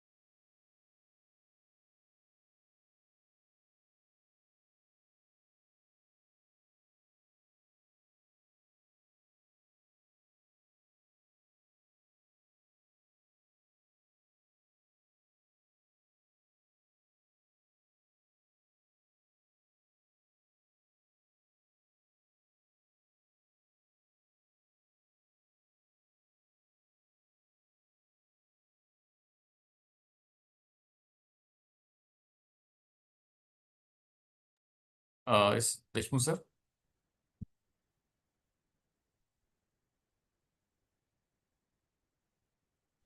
Deshmukh sir, are you there? Yeah, I am here. Yes. Ma'am start करू आपण. बॅनर लावतो.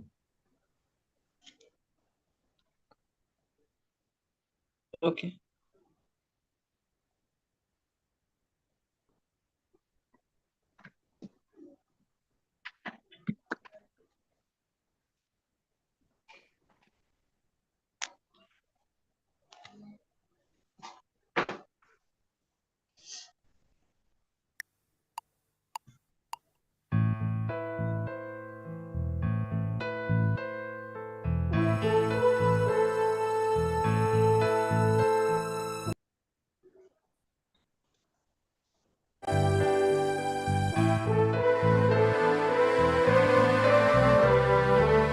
गीत आमुचे आकाशाचे, गीत आमुचे सागराचे, इतिहासाचे जनमनाचे, गीत आमुचे जागराचे, गीत आमुचे आकाशाचे, गीत आमुचे सागराचे, इतिहासाचे जनमनाचे, गीत आमुचे जागराचे.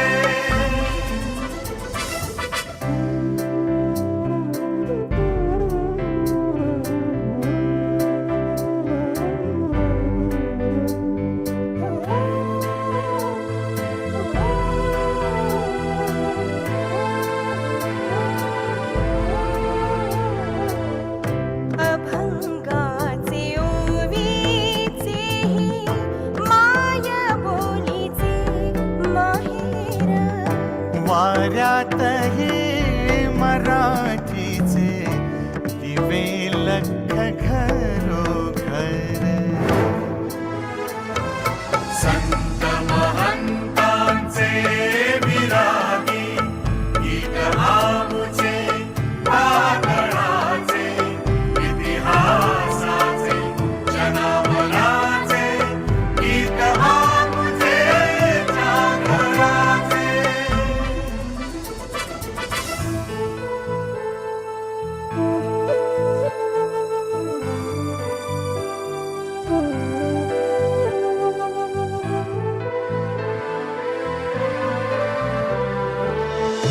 तंतु तंतु संघर्षाचा पैठणीत भिनलेला, नक्षीतच पक्षी पक्षी विजयाचा मिळलेला,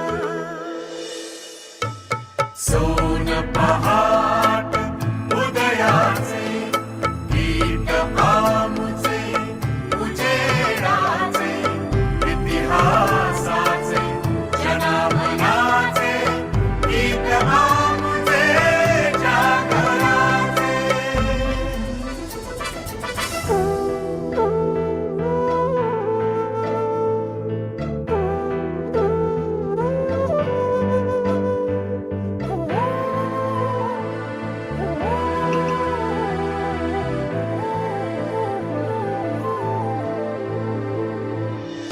प्रज्ञेचा सूर्य नवा, शब्द शब्द उजळून गेला, समतेचा संगराचा अर्थ ढाळून गेला.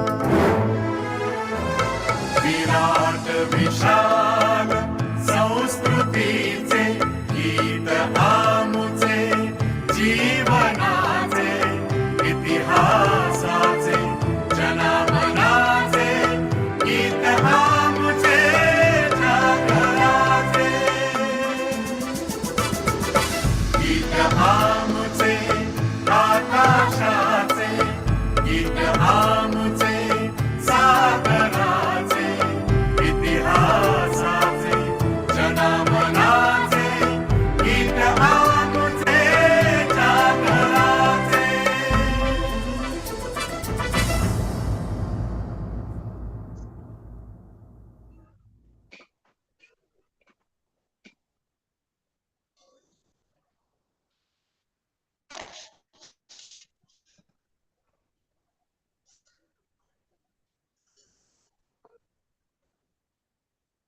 Professor Anand Deshmukh, sir, Head Department of PG Study in Law of our university. Also, I welcome another colleague of mine for this course, Dr. Nandita Patil ma'am, and the entire participants. Indeed, it was really a nice journey of 6 working days with all the participants and all by the course coordinator, Dr. Nandita Patil ma'am, has been fulfilled, I think, and the objective of the course have been achieved. So, not taking much time, I would now request Dr. Nandita Patil ma'am to summarize the entire 6 days working to all of us. Thank you, sir. Thank you. Uh, Respected Director, Malviya Mission Teacher Training Center, Dr. Babasaheb Ambedkar Marathwada University, Director, Professor Dr. Dhaneshri Mahajan Madam, Assistant Director Rafe sir, esteemed resource person and chief guest of today's valedictory function, Professor Dr. Anand Deshmukh sir, and all my dear participants. It is an immense honor to address you all today as we draw the curtains on our intensive short-term course journey on professional ethics, universal human values, and constitutional responsibilities. Over these past few enriching days, we have embarked on a transformative journey, operating daily from 11 a.m. to 6 p.m. This program brought together 12 distinguished resource persons and the participants who meticulously unravel the multifaceted dimensions of what it means to be conscious, ethical, and responsible educators and citizens in today's dynamic world. Now, talking about the highlights and learning of the journey throughout these 6 days, I must tell you that the theme of this short term course made me wonder how much I could really truly address and accomplish in this short time. Throughout this 6 days journey as a coordinator, my aim was to enrich your collective learning experience through thoughtfully curated sub-themes touching upon critical aspects of human life, constitutional responsibilities, universal human values, professional ethics, and modern technological challenges. Starting with day one, the theme was on mental well-being and constitutional roots. Dr. Santwana Mishra opened our eyes to the realities of student mental health, addressing anxiety, higher educational challenges, and practical techniques to boost emotional intelligence. The second session in the afternoon by Professor Sri Krishnamuri, he guided us along the middle path of Samvidhanshilta, that is, constitutional sensitivity, referencing the visionary speeches of Pandit Jawaharlal Nehru and Dr. B.R. Ambedkar. He connected historical constituent assembly debates directly to our fundamental duties added as a result of 42nd Amendment and Sardar's Swaran Singh Committee report. Day 2 was on harmony within and human rights. Dr. Sharmila Ghuge took us inward, exploring harmony with the self and the body. Through engaging stories of innovators like Walt Disney, Thomas Edison, alongside practical insights on nutrition, breathing exercises, meditation, and the power of a smile, she reminded us when there is harmony within you, there is harmony everywhere. Dr. Pramod Hirode expanded our civic horizon by breaking down the historical evolution of human rights, underlying philosophical theories, and the robust constitutional safeguards protecting human rights in India. Day 3 on MOOC and sustainable futures. Dr. Aparna Kotapalli delivered an insightful discourse on sustainable development goals through a human rights lens. She mapped out the origins of sustainable development goals, the absolute necessity of a dignified life, India's current progress towards its 2030 international commitments, and the systematic challenges ahead. Day 4 on teacher professionalism, psychology, and AI ethics. Dr. Suhas Pathak engaged us deeply on teacher personality development using yogic techniques, touching upon stress and energy management, purpose in education, and physical, mental, and content preparation. The concept of perfection at the time of teaching. Dr. Santosh Savdekar, while dealing with human psychology and full human potential, explored behavioral psychology, the PERMA model, the architecture of excellence, and stress management to help us address classroom diagnostic challenges. Mr. Maitreya Sardar directly addressed the core theme, professional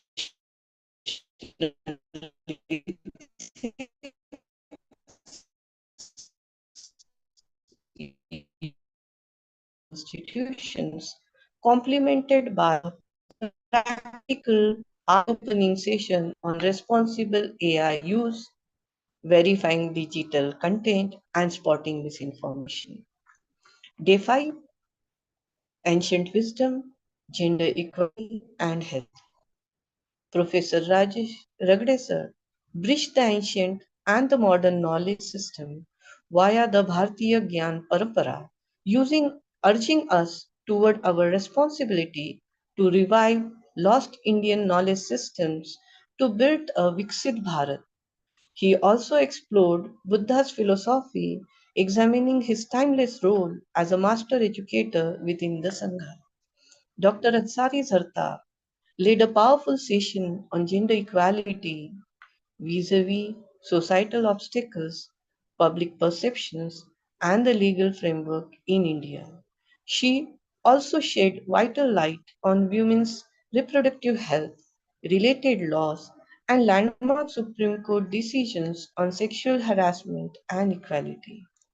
Concluding the data privacy, artificial intelligence, and constitutional responsibilities of educators. Dr. Shilpa Dongre, in her sessions, tackled the modern digital frontier, focusing on data privacy versus data protection, landmark judicial judgments, the Personal Data Protection Act, artificial intelligence safeguards, and best cybersecurity practices for educators. An interactive activity successfully assess your collective understanding of the concept of data privacy and the use of AI.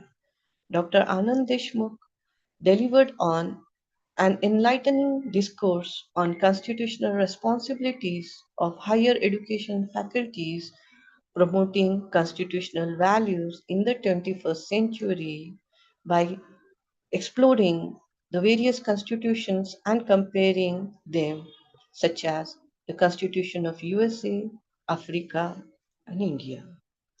Moving forward, as we conclude this course, I am hopeful that you will leave not just with the certificates, but with a renewed sense of purpose. Throughout this journey, you have explored the mind, our constitutional responsibilities, harmony, aligned with our bodies, embraced ancient wisdom, gender sensitivity, and equipped yourself to navigate the digital age ethically. I hope you will take these 12 distinct perspectives and weave them into the fabric of your daily classrooms and institutions. Let us be teachers who not only impart knowledge but foster emotional well being, uphold constitutional morality, champion equality, and guide our students towards a sustainable, value driven future. I hope whatever you have learned in these 6 days, you will make the most of it.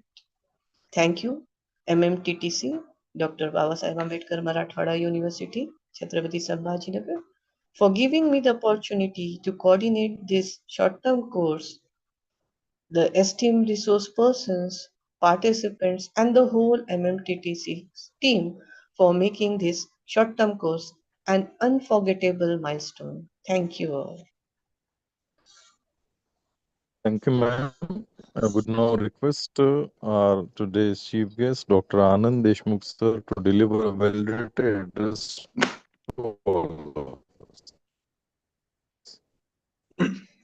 Thank you, Rafi sir.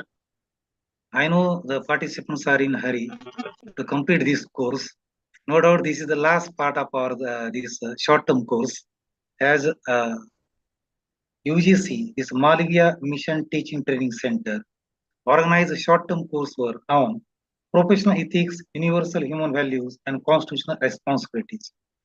The director of this center, Dhanasri Mahajan, Deputy Director, Mr. Abdul Rafi, and coordinator of this coursework, Dr. Nandita Patil, as she outlined about the various topics conducted by the resource persons. When I listen her the topics, very excellent topics chosen by your coordinator, which touch to the different angles related to your this short-term coursework. And I hope this will certainly helpful to all the participants in their life, not only as a teacher, but even in their day-to-day life. The topic is of professional ethics. I feel these ethics are compulsory, mandatory in any profession. And our profession is an academic profession. Certainly, we are not exempted from such ethics. It is our responsibility to follow these ethics in our academic life or our professional life. And when you talk about this universal human values, personally, I feel these universal human values are same. The person may go anywhere. Certainly, the person has to follow these universal principles. And what I feel, these universal principles in the form of equality, liberty, or justice, same things are reflected under our constitution. Certainly, the framers of Indian Constitution who takes utmost care and caution to reflect these values, and that's the reason it is our responsibility to follow or to inculcate these values in our teaching, in our day-to-day life, or even while framing the syllabus or curriculum, so the our students may become the law-abiding citizen or sensible citizen, and they may complete the dream of our Honorable Prime Minister of Vikasit Bharat 2047. I hope each and every participant may get the fruitful or something crux from the lecturer of each and every uh, person who invited by this research center to deliver a lecture. With this, I give all the best wishes to each and every participants. Thank you. Thanks a lot. Thank you.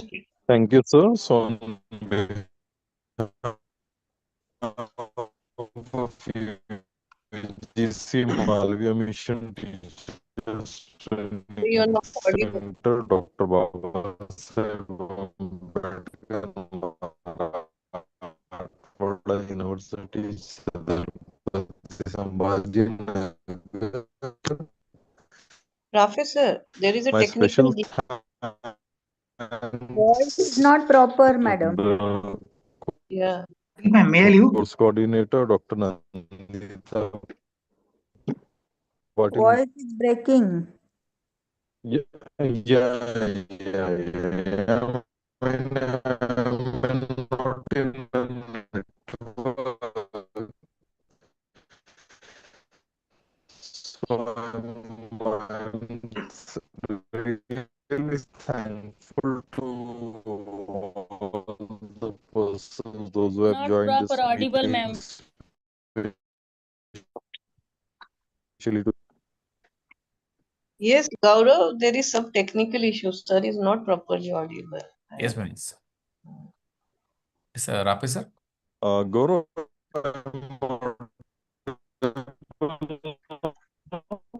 Sir आपका आवाज नहीं आ रहा है। National anthem start करना है sir.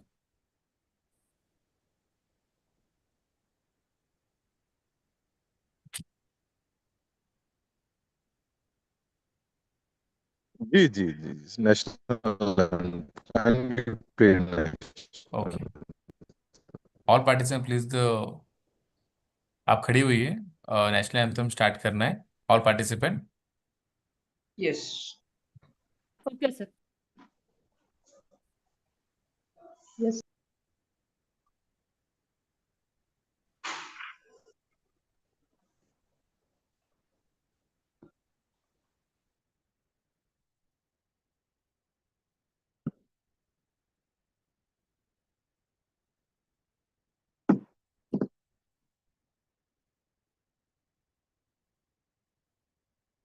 जनगण मन अधिनायक जय हे भारत भाग्य विधाता पंजाब सिंध गुजरात मराठा द्राविड उत्कल बंगा विंध्य हिमाचल यमुना गंगा उच्चल जलधि तरंगा तव शुभ नामे जागे तव शुभ आशीष मागे गाहे तव जय गाथा जन गण मंगलदायक जय हे भारत भाग्य विधाता जय हे जय हे जय हे जय जय जय जय हे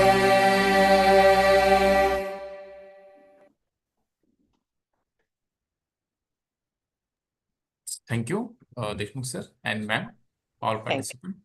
Yes, Thank sir. Sir, आता तुम्ही लिव्ह करू शकता. Thank you. Okay, sir. Thank you. Thank you. you. Thank you, sir. Thank you, everyone. Yes, thank you. Okay.